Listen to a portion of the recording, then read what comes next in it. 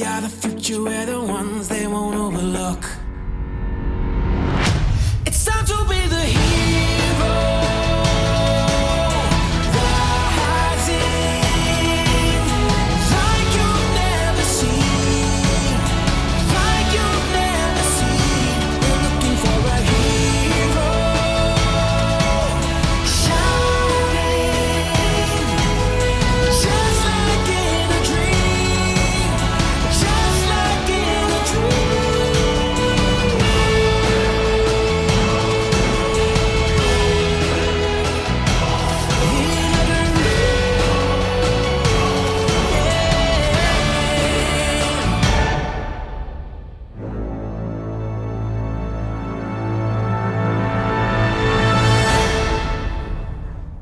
Esto va a ser bastante rápido. A ver, yo ayer en teoría tenía que ir a buscar al aeropuerto, pero me enfrasqué haciendo otra cosa. Y nada, cuando llego, terminé de hacer lo que estaba haciendo, fui a comer algo y quedamos con ella al lado del hotel. Entonces me encontré con ella, que fue como esas personas que te las encuentras, hablas 30 segundos con ellas y ya te caen bien.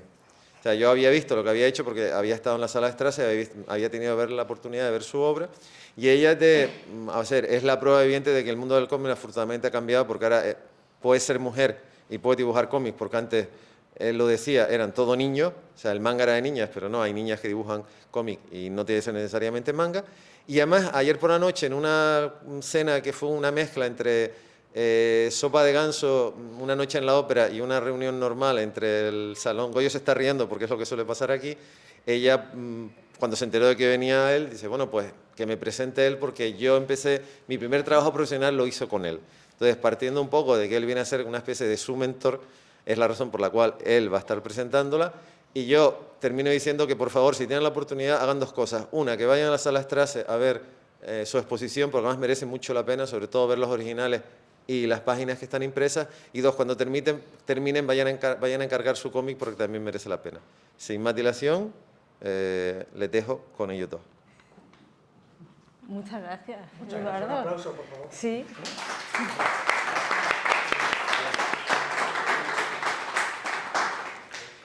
Bueno, ellos dos son Juan Álvarez, que soy yo. Que es dibujante de cómic también, y tiene una exposición aquí. ¿No? Sí, bueno, ya lo he comentado antes, me parece, ¿no? Sí. Yo soy Juan Álvarez, he dibujado durante mucho tiempo en la revista El Jueves, y bueno, en otros medios, y también en la revista Playboy en Estados Unidos, también en Francia, en Italia, en fin. Y tengo la suerte de haber sido llamado, esta creo que es la tercera vez, al Salón del Cómic de Santa Cruz de Tenerife, y además con exposición incluida. Bueno, ahí podréis ver una exposición muy bonita de Max y de Laura Pérez Bernetti, y bueno, han tenido a bien meter una mía, que no sé por qué hago ahí al lado de estos genios tan maravillosos. Pero bueno, está muy bien y lo agradezco muchísimo.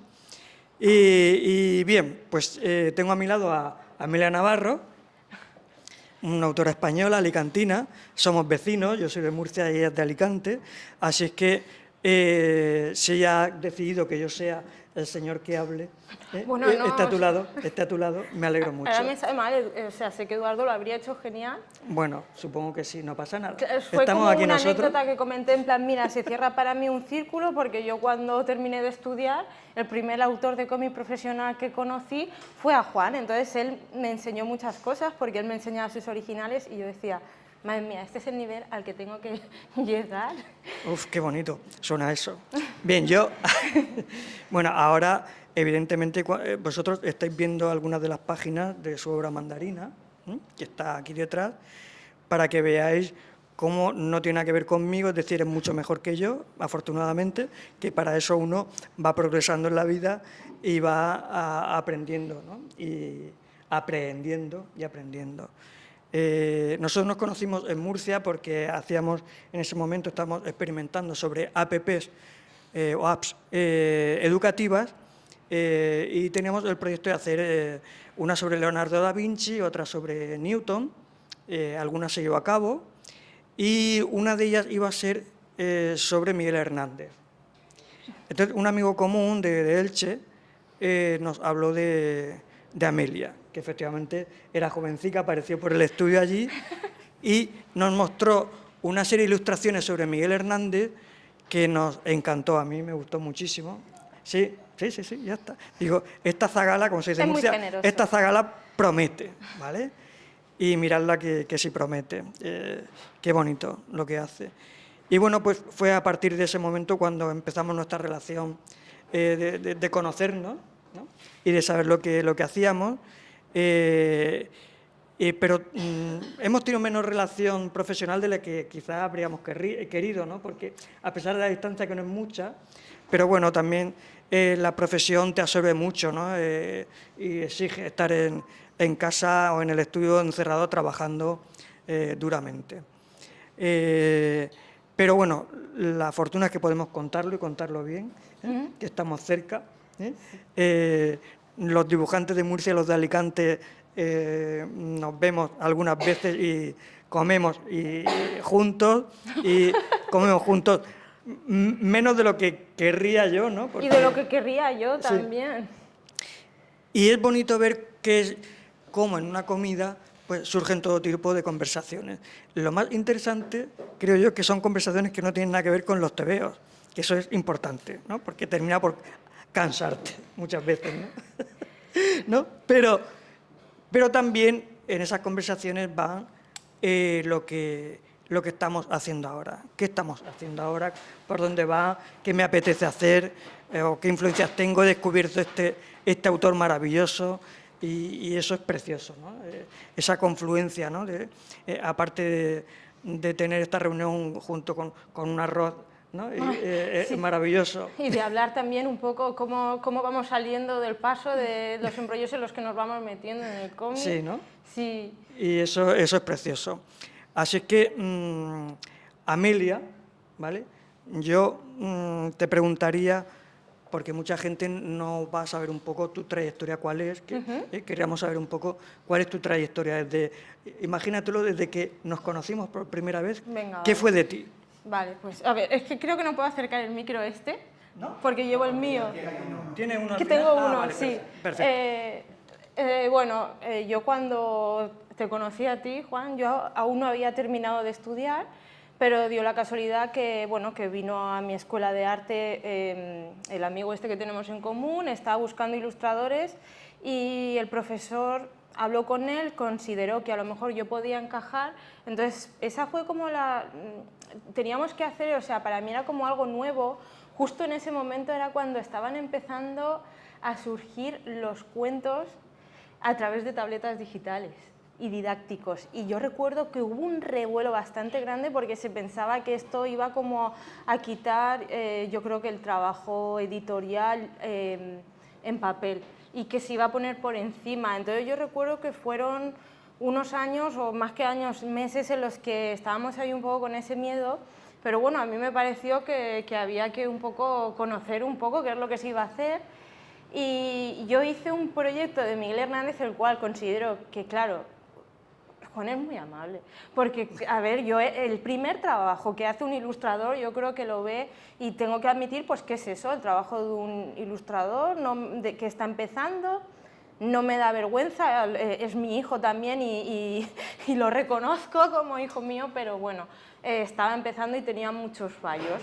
Pero bueno, poquito a poco empecé a trabajar en algo que tenía que ver con eso, porque yo empecé a trabajar con una empresa australiana que contaba enfermedades en forma de cuentos también a través de aplicaciones didácticas.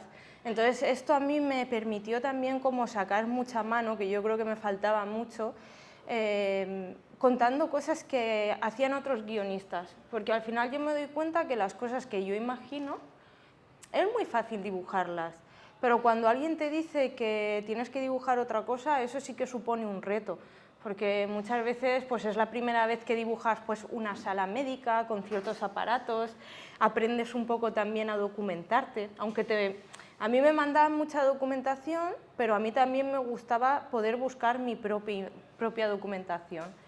Y creo que eso a mí me curtió mucho. Así que bueno, yo primero empecé en el mundo de la ilustración. El mundo del cómic me gustaba, pero consideraba que primero no tenía... Me faltaba, creo yo, que mucha más agilidad y rapidez, porque el cómic...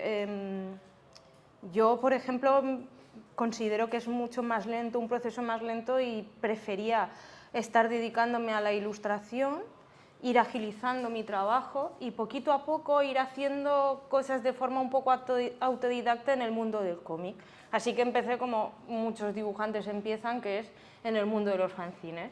Y bueno, por medio de las redes sociales te va contactando pues alguien de Galicia que hace un fanzine, te propone que hagas tu propia historia, se te ocurre hacer algo de 4 páginas, lo cual es sencillo, lo vas compartiendo en redes sociales, vas haciendo más colaboraciones, te piden para que colabores para una revista, y así fue como poquito a poco fui haciendo más cómics hasta dar con un autor belga, con Sergio Salma, que no sé si tú lo conoces.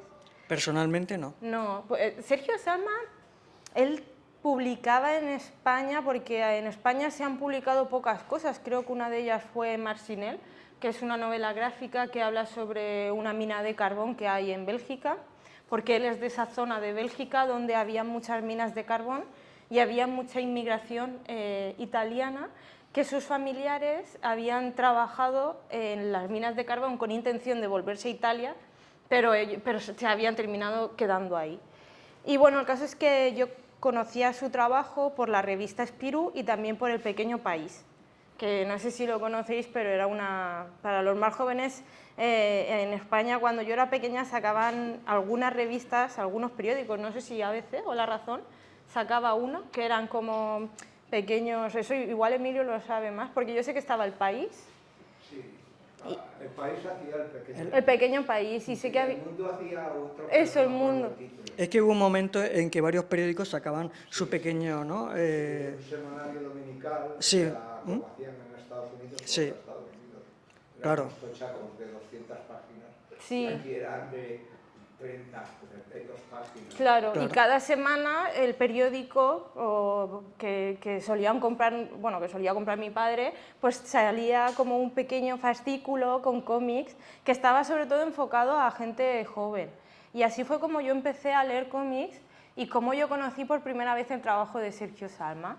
Luego lo continué siguiendo en una revista belga que se llama Spirou, hasta que de repente un día yo compartiendo una página de cómic en internet, Sergio me contacta y me dice sí, y fue él el que se puso en contacto conmigo y me dijo que le gustaba mucho mi trabajo, y yo veía como que intentaba, y había tenido otras colaboraciones con guionistas, me daba la sensación que él estaba intentando como saber si yo trabajaba o no, pero me iba introduciendo la conversación de una forma como que no quería preguntármelo directamente, así que al final dije, bueno, pues proponle tú que te escriba un guión. Y dije, bueno, pues Sergio, ¿por qué, si te gusta mi trabajo, si quieres algún día podemos colaborar? Y dije, sí, precisamente te había escrito por eso. Y nada, empezamos a trabajar precisamente en la revista Spirou, que... Bueno, o sea, que se dice pronto, ¿eh? O sea, primer trabajico así y tal, de revista Spirou, ¿no? Que es el icono, ¿no? de las revistas juveniles europeas, donde han dibujado los mejores de la escuela franco-belga. Sí, pero a ver, Spirou tiene muchos colaboradores. Spirou también es una de las pocas revistas que siguen quedando que son exclusivamente de cómic. Entonces, Spirou permite, primero, tener autores muy consolidados que siguen editando, pero a la vez es una muy buena cantera para gente que está empezando. No todo el mundo a lo mejor empieza por Spirou, de hecho sé que mucha gente no, pero yo dio la casualidad que empecé por ahí. Y claro, yo como lectora de cómic franco-belga, yo estaba con un síndrome del impostor que no podéis ni imaginaros. Y porque... Bueno, ¿cómo fue esto? O sea, ese contacto, ¿qué pasó? Pues porque Sergio me dijo, mira, me parece que tú y yo, por el universo que solemos dibujar, porque a él le gusta mucho hablar de sentimientos, es como incluso un poco más melancólico que yo. De hecho, ¿Todavía? Más aún, ¿sabes? No me lo puedo creer. Sí, él es como muy melancólico y le encanta hablar del pasado, no sé, entonces él me dijo, mira, para no empezar directamente por un proyecto largo, me parece buena idea que empecemos con una historia corta en la revista Spirou, porque la revista Spirou tiene tanto como historias que van sacando en forma de capítulos cada semana y va continuado, y también tiene historias autoconclusivas que salen en un solo número y que tú te lo puedes leer en el mismo número y ya lo terminas. Entonces él me propuso hacer una historia de 6 páginas. Hicimos como una página de prueba, Sergio le mandó el guión al editor, que él conocía mucho su trabajo, y le dijo, sí, sí, me gusta mucho el trabajo de Amelia, lo vamos a hacer. Y Qué bien. sí, la verdad, pero yo tenía como, claro, yo ahora con el tiempo lo veo con otra perspectiva, pero yo estaba empezando, me sentía como decir, bueno, la gente va a decir, esta autora española que está publicando en Spirou, vamos a mirar con lupa las cosas que hace, y luego la gente pasa de ti. O sea, me refiero que sí, que es bonito, porque a raíz de ahí surgieron otras colaboraciones con Sergio, algún editor se fijó en mí, pero vengo a referirme que no hay a lo mejor esa perspectiva. No, que nosotros nos metemos mucha más presión de la que creemos que nos puede meter Claro, la gente, ¿no? y yo pensaba, Juan, que la gente me iba a comparar si yo estaba al nivel o no de salir en Spirou, y luego te das cuenta que cuando publican tantas historias, además semanalmente, la tuya es pues una gota en un mar, ¿sabes? Entonces, al final eso también me relajó mucho, pero claro, todo eso fue a raíz de ir haciendo historias. Y fíjate que yo era... No, pero la primera historia que publicasteis tiene que ver con Mandarina. No, tenía que ver, o sea, la primera historia era como basada en los años 60. 2 niños se encuentran cada verano en el mismo camping. ¿Y qué pasa? Que los años van pasando, los niños van creciendo y cada verano se vuelven a encontrar en el parking, y cada año se separan y hace cada uno su vida de forma separada. Llega un punto en la adolescencia que la niña da un estirón más grande que el niño. Entonces, habla un poco, que precisamente son estas páginas, esta página de ahora, habla sobre cómo el niño ve a la niña tan cambiada, le impresiona, y años más tarde está tomando café con un amigo, le está contando esta anécdota y le cuenta un poco que qué será de ella, si se acordará. Y bueno, voy a hacer spoiler total, no. Sí. O sea, y entonces la historia concluye con que evidentemente ella se acuerda porque tiene en la entrada de su casa una foto que él le hizo. Así que bueno, pues esta es mi primera colaboración en Spirou. Y luego siguió más, con Sergio también, pero siempre historias autoconclusivas. Bueno, ¿y cómo surge entonces Mandarina, ¿no? Que es los 2 libros que tienes por Sí. ahora en España, ¿no? Editados también por Nuevo 9. ¿Y cómo sale? ¿De dónde sale ese personaje? Mandarina lo hago también con Sergio Salma. Hicimos nuestra primera prueba para ver si trabajábamos bien como tándem, como él solía decir, y nos dimos cuenta que sí, que a él me gustaba cómo me mandaba las historias, y como además Sergio, tengo que decir que es un autor clásico, de cómic franco-belga clásico, que tiene la exigencia que te puede exigir un editor de cómic, o sea, aunque él no me tenga por qué exigir a mí, porque al final es el guionista, pero yo tenía muy en cuenta los consejos que él me daba. Entonces él me dijo, mira, Amelia, creo que hemos congeniado bien, vamos a hacer Mandarina, pero ten en cuenta que Mandarina es un álbum grande. No es como hacer 6 páginas, tampoco van a ser muchas más, van a ser 46, pero eso perfectamente pueden ser casi un año de tu vida, mientras a lo mejor lo vas compaginando con otros trabajos más pequeños. Y dije, venga, va, pues nos ponemos a ello.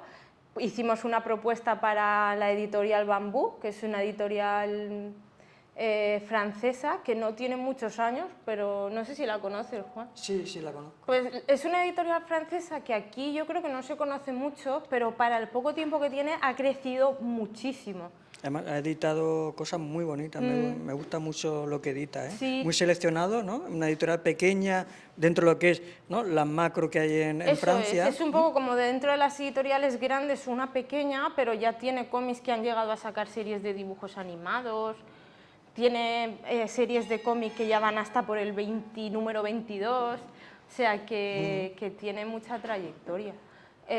Pero, o sea, mucha trayectoria me refiero, tiene 20 años, pero o 25, no sé cuántos, pero por ahí rondará, pero que tiene ya mucho camino recorrido, que te da la sensación que es una editorial como podría ser, por ejemplo, no al nivel de Dupuy, pero bastante grande. Y bueno, empezamos a trabajar con esta editorial y bueno, el cómic, ¿de qué trata Mandarín? Sergio me propuse en un primer momento contar la historia en la que un niño tiene que vivir la separación de sus padres. Entonces esta separación, lo que pasa es que la madre se va a vivir a la ciudad, o sea, cambia completamente el contexto del niño. La madre se va a vivir a la ciudad y el padre se va al campo. Entonces sería un poco como el juego en el que cada semana, representado por cada capítulo, sería Mandarín en la ciudad, Mandarín en el campo y las anécdotas que van surgiendo y las cosas que va aprendiendo el niño. Lo que pasa que en este caso yo hice un boceto mío, o sea, por eso que ya te adelanto la pregunta que mucha gente me hace, Mandarín no soy yo, pero sí que está inspirado en un boceto que hice yo de mí sin intención de que surgiese nada más. Sergio lo vio y me dijo, mira Amelia, creo que puede ser muy carismático hacer un personaje de niña con gafas, no sé, como algo muy sencillo, simplón, una niña que se podría, yo creo que a lo mejor ver representadas muchas niñas en ella. Y fue así como se nos ocurrió cambiar el personaje de niño por una niña y le llamamos Mandarín. Esta historia de Sergio, ¿has hablado con él y le has preguntado si tiene algo que ver con su vida o no? Es que ¿Eh? Sergio... No sé, curiosidad. Pues no lo sé. A ver, Sergio es un autor que tiene muchos proyectos en el cajón. Entonces, yo sé que él hay veces, ahora hace tiempo que no lo hace, no colabora con otros dibujantes, porque él es un autor que aparte de guionista también es dibujante, o sea, por así decirlo, es un autor completo. A veces le ha gustado trabajar con otros autores, siendo él el guionista, y ahora está más enfocado en ser autor completo. Entonces, yo creo que él tenía esta historia en un cajón y a raíz de conocerme a mí dijo, mira, me parece que puede encajar bien con Amelia. Él me veía a mí que yo tenía un estilo muy juvenil, pero lo que voy a hacer es adaptar la historia a algo que pueda encajar con ella. De hecho, en la historia aparece un tejón. Hay un momento, porque él lo basaba mucho en Mandarina, la niña con la vida que tiene con el padre y la vida que tiene con la madre. Y yo decía, es que siento que falta algo que los niños vayan a sentir de forma más cercana. O sea, que al final hacer todo el rato vida con adultos Sí. podía resultar un poco, no sé, para los niños a lo mejor les costaría Sí. sentirse un poco cercanos. Entonces introdujimos dos personajes, que era Nida, que era su mejor amiga, que es como el personaje que ayuda psicológicamente a Mandarín cuando ella está en la ciudad, y luego está el tejón, que es un... En el campo, ¿no? Sí, Pues- ella se encuentra un animal en el campo, que es el tejón, y es como una especie de figura filosófica dentro del cómic, porque Mandarín se hace preguntas sobre los padres, sobre la vida, y el tejón muchas veces le responde de forma filosófica a estas dudas que tiene Mandarín. A mí me parece una idea genial, ¿eh? Sí, sí. No, muchas veces cuando se construyen historias, los personajes secundarios hacen, ¿no?, que esa historia renazca, ¿no?, o se reaviva de nuevo, ¿no?, Sí. la llama del interés de la lectura. ¿vale? Además, yo creo que, fíjate que yo, cuando pensé en Mandarina, pensé, a ver, Amelia, piensa en tú de niña, qué cosas te gustaban. Entonces yo siempre pensaba que los cómics de Tintín, Asterix y Obelix, Spirou, muchas veces el personaje con el que yo me sentía más cercana era con el del animal. Era con claro, y de Fix, Milú. Para que vea. Bueno, no lo sé, o sea, a lo mejor los niños de ahora son diferentes y los de mi época también, pero yo quizá también he tenido como mucha cercanía con los animales. Sí. Y a mí me apetecía introducir un animal que le diese un poco de desenfado a una historia que podía verse de una forma trágica, porque al final los niños, para ellos, podía llegar a ser muy trágico el que sus padres se separen. Se hacen muchas preguntas, pero queríamos tratar esta separación no como algo conflictivo, con la naturalidad de decir, vale, un niño va a tener miedo, va a tener dudas, pero no queremos que el niño lo vea como algo traumático, porque además ahora hay muchas familias que viven la separación. Sí. Entonces queríamos como tratarlo de una forma amable. Y el tejón yo creo que ayudaba a aportar... Aporta, ¿no? Sí. Aporta... Y bueno, lo del tejón, ¿sabes por qué surgió? Porque Sergio, bueno, aunque él es de Bélgica, ahora está viviendo en Alemania. Y bueno, un poquito la historia sí que podría ser inspirada por él mismo, porque él tiene ya 60 y pocos años. Y él está separado, sí, con creía hijos. que era más joven, fíjate. Aún así se mantiene, o sea, Sí, me sí, refiero sí. que de espíritu es muy joven y las historias que cuenta, pero él se ha separado, entonces no sé si surgiría a raíz de ahí. Porque también Mandarina habla mucho también desde la perspectiva del padre, de cómo echa de menos a la niña, de cómo cambia su vida, entonces habla un poquito de eso. Sí. Y él me contó que un día en su casa aparecieron como una especie de pisadas de animal, porque él vive al lado del bosque. Entonces me comentó que al lado de su casa aparecieron unas pisadas y me dijo que creía que eran de tejón. Yo decía, o sea, para mí era como increíble pensar que, no sé, que su casa pudiese estar por la noche Sí, sí, invadida sí. por un animal así. Y dije, mira, el tejón me recuerda un poco a Spirou, porque es así blanco y negro, no sé, me parecía como una manera renovada Sí. de aportar un personaje que además creo que podía ser muy... Es el marsupilami de Mandarina, ¿no? Sí, Que me parece muy acertado, la verdad, ¿eh? Sí, dar ese toque. además que un que poco creo... recuerda a Mandarina por las rayas blancas y negras, ¿no? Perdón Sí, por sí. que lo está viendo ahora. ¿Tú crees que este cómic, bueno, no sé, inicialmente está hecho para niños, ¿no? O para una edad 10, 9, 11, Sí, ¿no? la lectura recomendada es a partir de los 10. Ujú. En Francia hay un tipo de cómic que se llama cómic familiar. Entonces es un cómic que normalmente los padres compran para los niños, pero al final se termina pasando también y lo terminan leyendo el resto de los miembros de la familia. Entonces la idea era un poco eso, querer hacer un cómic familiar que los niños leyesen, pero que muchas veces también invitase al adulto a leer. Sí, es lo que te iba a preguntar, porque este cómic también, ¿no? Lo pueden leer los adultos porque es súper bonito y además incumbe mucho al adulto, ¿no? Porque aquí hay personajes adultos como son el padre y la madre y ocurren cosas, ¿no? La relación con la hija, y yo creo que es muy bonito también, ¿no? No sé. Yo creo que ¿Sabéis si esta historia, por ejemplo, a la hora de... Una cosa es que se edite, por ejemplo, en episodios en alguna revista, y otra cosa es cuando se recoge en un álbum. Cuando se recoge en un álbum es algo más comprable para el adulto, ¿no? Tú lo ves y dices, lo compro, ¿no?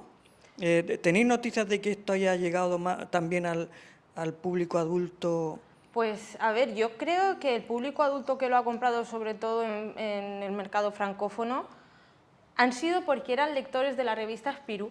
Ajá. Entonces empezaron a ver mis primeras colaboraciones con Sergio, Sí. les gustó porque yo tengo que admitir que creo que entre los lectores de cómic clásico les gusta mi estilo, lo siguen viendo que yo tengo como ciertas influencias de cómic clásico francés. Y es que, bueno, la revista Spirou tiene algo, y es que tiene un público, ellos intentan abrirse a público más juvenil a través de, pues por ejemplo, de líneas más renovadas de cómic, como puede ser el manga, otro tipo de historias un poco más actuales, pero lo que No renuncian no, a ver, pero porque tienen muchos lectores Claro, adultos, claro. y el problema del lector adulto es que le cuesta un poco todas estas líneas nuevas, y hay muchos debates en las redes sociales. O sea, es una revista juvenil Spirou, pero que consumen adultos. Sí. ¿Eh? Eso es tremendo.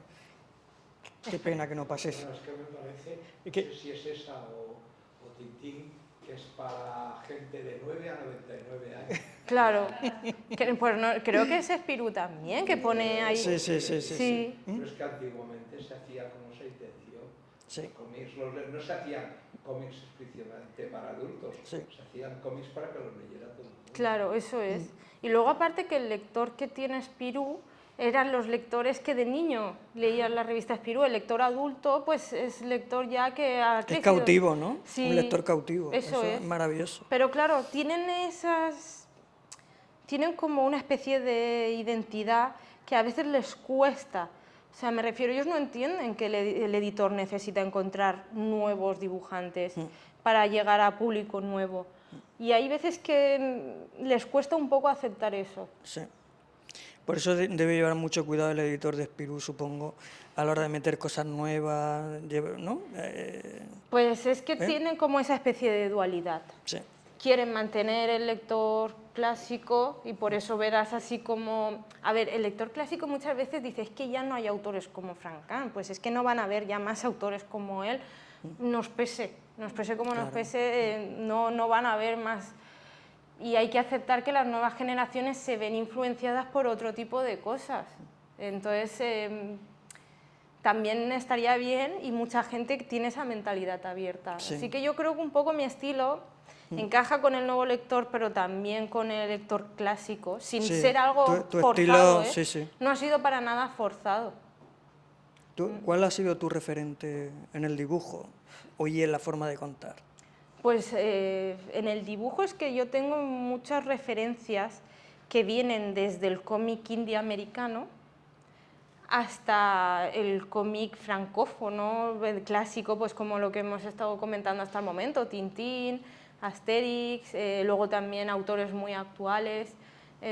Lo que pasa es que yo creo que hay autores que me pueden influenciar a la hora de narrar o de contar una historia sin tener nada que ver con mi dibujo, y hay otros que sí que me influyen más en el dibujo. En modo narrativo. En modo narrativo hay una autora que se llama... espérate, que no me sale el nombre ahora. Claire, la autora de Rosalie Bloom. No, es Claire, no me salen...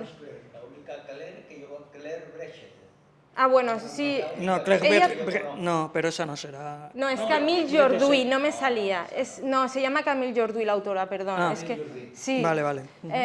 Esta autora para mí me influye mucho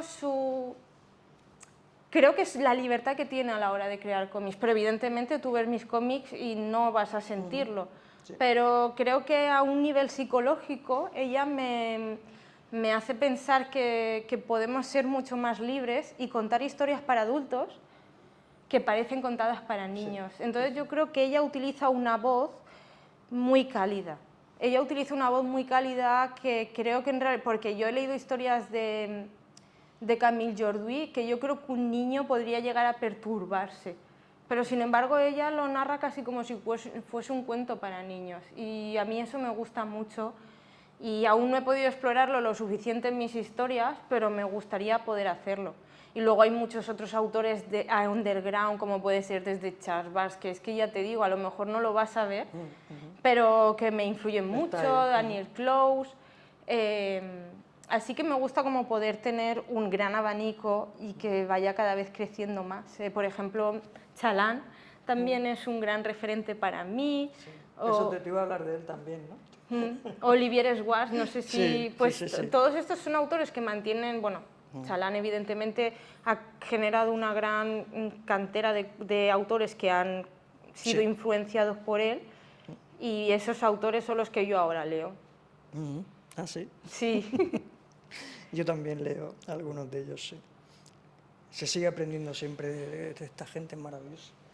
Y bueno, hablando de tu estilo, ¿no? De cómo trabajas. De mi forma de trabajar. De tu forma de trabajar. A ver, Eso siempre ¿cómo te enfrentas? ¿Al papel en blanco? ¿Con el guión al lado? Sin Ya, pues ¿no? con cada autor, o sea, con cada guionista es diferente. Sergio, al ser un guionista que es dibujante, a él le resulta mucho más fácil trabajar con un storyboard directamente. Él no hace lo que se conoce como un guión escrito, porque para él le resulta mucho más directo transmitir con ideas. Entonces él me mandaba como un poco un storyboard que muchas veces me servía de referente, pero él me daba la libertad de cambiar planos mientras se siguiese entendiendo un poco la historia que él quería contar o lo que quiere contar el guión. Yo podía cambiar los planos o podía cambiar un poco la distribución de las viñetas, pues a lo mejor si no eran 4 bandas eran 3 o al revés. Y por lo general él al principio sí que me iba marcando más pautas, Cuando yo hacía el storyboard, pues o sea, si yo le cambiaba cosas en el storyboard sí que se lo consultaba más, y conforme fue pasando el tiempo pues ya fuimos conociendo más la manera que tiene cada uno de trabajar, y ya no hacía falta enseñarle tantos pasos previos. Así que bueno, yo le pasaba eso, o sea, trabajaba a raíz del storyboard suyo, hacía un lápiz que, bueno, no sé, hay una exposición mía, lo digo por si sentís curiosidad, hay una exposición mía en el parque... Sanabria. En el parque... Sí. Y ahí podéis ver un poco mi proceso de trabajo, porque yo primero paso por hacer los lápices a mano, hago un pequeño esqueleto que lo hago en rojo para un poco marcarme cómo quiero hacer la composición de la página, cómo quiero situar los personajes, y luego ya lo último que suelo añadir es un poco el fondo. Pero claro, ¿qué pasa? Que hay veces que el fondo es lo que cobra más protagonismo, entonces primero hay veces que necesitas hacer el fondo, bueno, tú lo sabes, Juan, pero hay veces que primero te toca hacer el fondo y luego ya situar los personajes. Y entonces voy trabajando así, y ya conforme, si me quedo contenta, pues ya voy repasando con línea lila para marcar un poco más el dibujo, que sea ya muy definitivo, y en el entintado ya no tener como que redibujar, por así decirlo, aunque muchas veces lo hago, pero en el entintado me guío mucho en lo que es el dibujo. Y bueno, eso lo hago ya, el entintado ya no lo hago a mano. Me encantaría poder hacer entintado a mano, pero creo que el tiempo no me lo permitiría porque yo soy muy lenta entintando. ¿Sí? Es la parte que más me cuesta a mí en el proceso de trabajo, no sé por qué, es el entintado. Yo creo que es como el entintado es la última palabra que das. Y siempre pienso que si el dibujo funciona solo sin el color, ya estás ganando mucho. Aunque en mis cómics es muy importante el color, siempre intento que la propia página se pueda ver ya solo casi sin color, o por lo menos que tenga como solo las sombras y que funcione. Y entonces ya luego al final de todo le añado el color, que para mí el color es algo que trabajo bastante porque tiene mucha... Hay veces que no me gusta que tenga tanta importancia, pero en estas historias que he hecho hasta el momento sí que he pensado que el color podía jugar un papel importante. Por ejemplo, esta historia que salió en Spirou también está inspirada en Valencia. Entonces hay viñetas donde, claro, yo quería representar la luminosidad que había allí. Sí.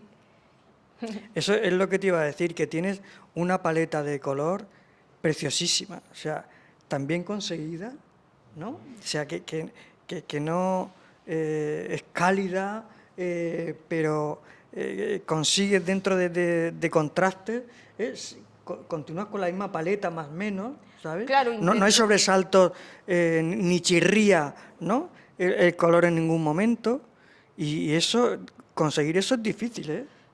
Hay veces que me Felicidades. gusta. Gracias. Bueno, es muy bonito, pero una sabe los miedos que tiene. Entonces yo sé que a lo mejor que no hayan esos saltos viene un poco dado a que no me arriesgo tanto como a lo mejor me gustaría. Yo veo paletas de color como Daniel Close y me gustaría ser así de arriesgada. Lo que pasa es que igual para el mercado francófono pues no va a encajar tan bien, pero me gusta, sí, porque yo veo los cómics de Daniel Close y es que tan solo por los colores que utiliza muchas veces no necesita más. Pero bueno, sí que es cierto que yo intento utilizar una gama cromática muy armoniosa, no me meto en berenjenales y hay veces que me gustaría ser más arriesgada. Porque, bueno, doy por supuesto que este color es un color digital, Sí. ¿vale? ¿Y cómo te manejas con el color no digital? Pues fíjate que yo, lo primero, cuando yo era pequeña, yo creo que una de las primeras cosas que me atrajo del dibujo fue poder trabajar el color, porque es algo para mí muy llamativo. Los colores en un espacio creo que están generando, pueden generar como muchas sensaciones. Así que de pequeña yo vivía en un pueblo pequeño donde no habían alternativas de dar muchos cursos de pintura, ni de dibujo, ni de cosas más cercanas a lo mejor a lo que podría querer un niño, que es aprender a dibujar cartoon o dibujos animados. Así que mi madre me apuntó a clases de pintura al óleo y el profesor lo que daba era bodegones. Todo eso con 9 años. Bueno, yo empecé con 8, pero muy poquito y ya enseguida continué con 9 y no duré mucho más porque yo sentía que yo ahí no encajaba. Tú piensas que mientras el resto de alumnos dibujaban bodegones muy elaborados, a mí el profesor cada día me hacía llevar una fruta diferente y solo pintar esa fruta. Entonces, ¿Pero por qué? pues porque yo aún no sabía ni coger un pincel, si es que tenía 9 años, o sea, entonces yo al final me di cuenta que yo ahí estaba un poco primero entorpeciendo al profesor, que le estaba tocando adaptar la clase, o sea, mientras el resto de alumnos iban a un nivel más o menos parecido, ahí estaba yo pintando un tomate y dedicando 2 horas a pintar un tomate. Una vez pinté un huevo, o sea, Mira, ¿ves? pinté un huevo para aprender cómo era la sombra en un color plano, ¿sabes? Y tengo una zanahoria, un pimiento, pero sí que es cierto que él me enseñó un poquito a aprender cómo se dirigía la luz hacia los objetos, por dónde entraba, y creo que eso me hizo ya entrenar la vista desde pequeñita un poco a entender mejor el color, la luz, las sombras. Y quizá por eso siento que yo estoy más aventajada ahí que en la tinta. ¿Sí? Yo siento que sí. No lo Bueno, sé. en la tinta tienes un trazo, digamos, uniforme, ¿no? Sí, ¿Eh? es muy, ¿No? claro, es muy línea clara al Es final. muy línea. Bueno, pero hay líneas claras en las que se usa el trazo muy al estilo pincel o plumilla, ¿no? Que se ven los trazos gruesos y finos, Ya. ¿no? ¿Vale? Sin embargo, tú lo tienes un poquito más uniforme, ¿no? ¿Y eso? Sí, es cierto. Creo que las veces que lo he hecho así, con el trazo, como dices tú, Sí. he terminado generando confusiones a la vista. Sí, O sea, yo siempre... es que es verdad, pasa eso, ¿eh? A mí me pasa todavía, es decir, que me tengo que dar mucho cuidado porque, para eso, ¿no? A ver, yo Porque- tengo una norma, objetos que están cerca, el trazo un poco más gordo, Sí, objetos bueno, que están cerca, eso lo hacemos casi todos. ya está. Pero no me arriesgaría, o sea, sí que igual lo podría hacer, pero me refiero, para mí hacer un pelo y que a lo mejor el pelo tenga unas líneas que tienen como una línea que se, ¿cómo se diría?, que se ensancha más. Sí, sí, sí, Siento que al final muchas veces esto está haciendo que haya cierta confusión a la vista. Creo que no lo domino tan bien, Juan. O sea, es lo que te digo, al final Sí. las cosas buenas que tenemos los autores muchas veces es porque intentamos esquivar las carencias que tenemos y el estilo también nos lleva a eso. Sí, sí, sí. No, tu estilo es muy reconocible además, o sea que, bueno, también Hergé tenía un estilo, digamos, ¿no?, de trazo, no, más o menos uniforme, y no tiene nada que ver el trazo, sino el dibujo, lo que comunican, ¿no? Y lo que Ya. comunicas, lo comunicas bien, con un estilo precioso, a mí me encanta. Yo no sé si... Reventado, ¿no? O sea, si le hiciéramos zoom, veríamos más. Sí, eso es. Intento el Para pincel... que quede más natural. Claro, y sabes, a ver, queda más natural y vuelvo un poco a lo mismo. Cuando el pincel es muy limpio, el defecto se nota más. Sí. Aquí queda un poco esa mezcla entre, vale, se nota que es un pincel de Photoshop de trazo, pero tiene un trazo orgánico. Entonces eso pues Sí, me da un poquito más de libertad. Además tampoco creo que mi dibujo, o sea, no es realista para nada. sí. Entonces creo que eso también hay veces, aunque me llevo un poco con quebraderos de cabeza, con las perspectivas y todo eso, que creo que ahí sí que tengo que cuidarla un poco.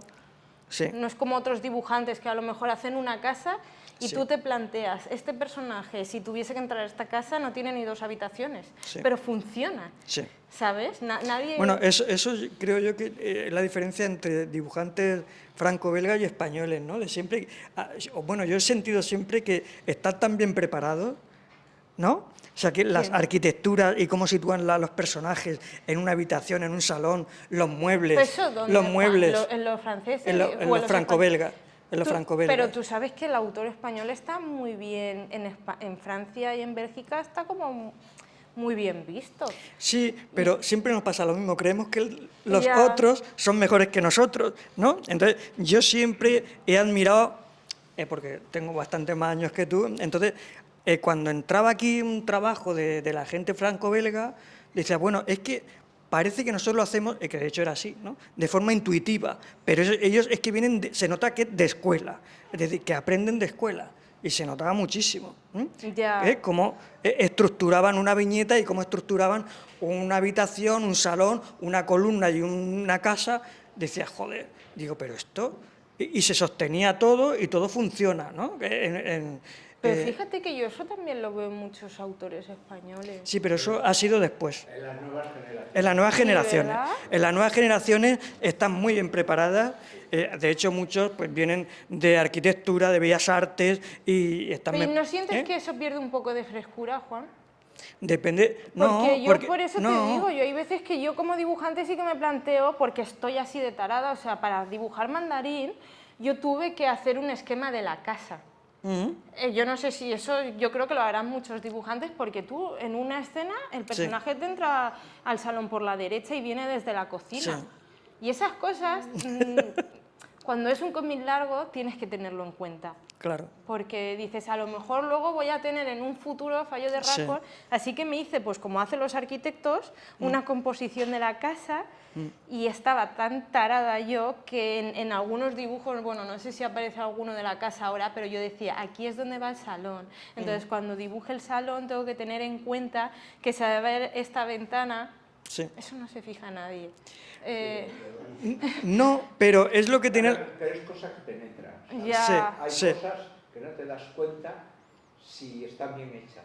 Sí. Pero Si está mal hecha, Eso es. se nota muchísimo. ¿Eh? Sí, sí, sí. Eso que has dicho de la ventana. Si Sí. la ventana no está, Sí. es cuando tú dices, Claro. ¿dónde está la ventana? Eso es. Y, Sí, y eso a- era por eso te decía que antes se notaba muchísimo la diferencia entre los franceses y los belgas y los españoles, porque cuidaban todo eso muchísimo, ¿no? Y nosotros no, ¿no? O los de mi generación o mayores, por intuición a lo mejor éramos otra cosa, ¿no? Teníamos otra gracia, otra historia, ¿no? Underground, Claro, ¿no? pues Esas eso es lo cosas, que ¿no? digo, Que nos importaba, no sé qué, y tal, ¿no?